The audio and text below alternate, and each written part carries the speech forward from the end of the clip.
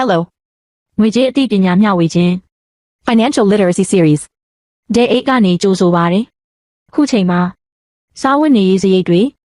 ကုန်စည်နှုန်းတွေမြင့်တက်နေတယ်။ဆိုတော့ငွေစုတာတစ်ခုတည်းနဲ့တင်မလုံလောက်တော့ပါဘူး။မလိုအပ်တဲ့အသုံးစရိတ်တွေရှော့သုံးရမှာဖြစ်တယ်လို့ဝင်ငွေတိုးလာအောင်လဲစူးစမ်းရပါမယ်။ဒီကနေ့ဝင်ငွေတိုးပွားအောင်လုပ်နည်း၃နည်းကိုပြောပြမယ်နော်။ပထမနည်းက Skill Upgrade အသိပညာအတတ်ပညာတွေတိုးတက်လာအောင်လုပ်ဆောင်ဖို့ပါအင်္ဂလိပ်စကားပြောတိုးတက်ကျွမ်းကျင်အောင်လေ့ကျင့်ပါကွန်ပျူတာကိုကျွမ်းကျင်သုံးတတ်အောင်သင်ယူပါမိမိစိတ်ဝင်စားတဲ့ပညာရပ်တစ်ခုခုကိုအချိန်ပေးလေ့လာပါပညာအရေးချင်းတိုးတက်လာတာနဲ့အမျှမိမိတန်ဖိုးတိုးလာမယ်ထို့မှသည်မိမိရရှိမဲ့လစာဝင်ငွေလည်းတိုးလာနိုင်ပါတယ်ဒုတိယနည်းလမ်းက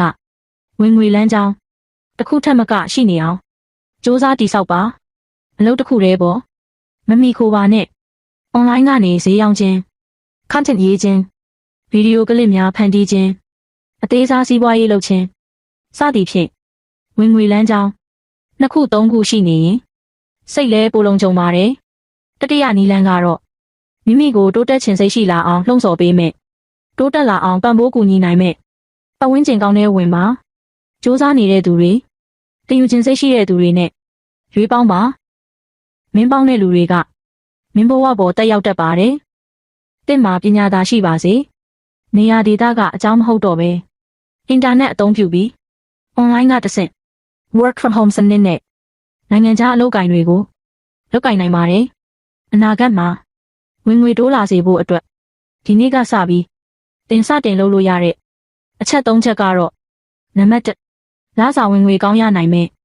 ပညာရပ်တစ်ခုကိုရွေးချယ်ပါနံပါတ်2နေ့စဉ်မိနစ်30အချိန်ပေးလေ့လာပါနံပါတ်3လဆက်တိုက်မပြတ်မကွက်လေ့လာသင်ယူမှုလုပ်ပါဝင်ငွေတိုးခြင်းရင်ကံကောင်းတဲ့နေ့ကိုမဆောင်ပါနဲ့ကိုတန်ဖိုးကိုသာတိုးတက်အောင်လုပ်ပါတန်ဖိုးတိုးလာရင်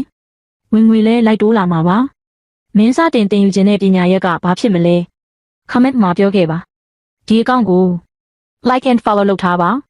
career planning အကြောင်းပြောမယ်နောက်ဗီဒီယိုမှာပြန်တွေ့ကြမယ် see you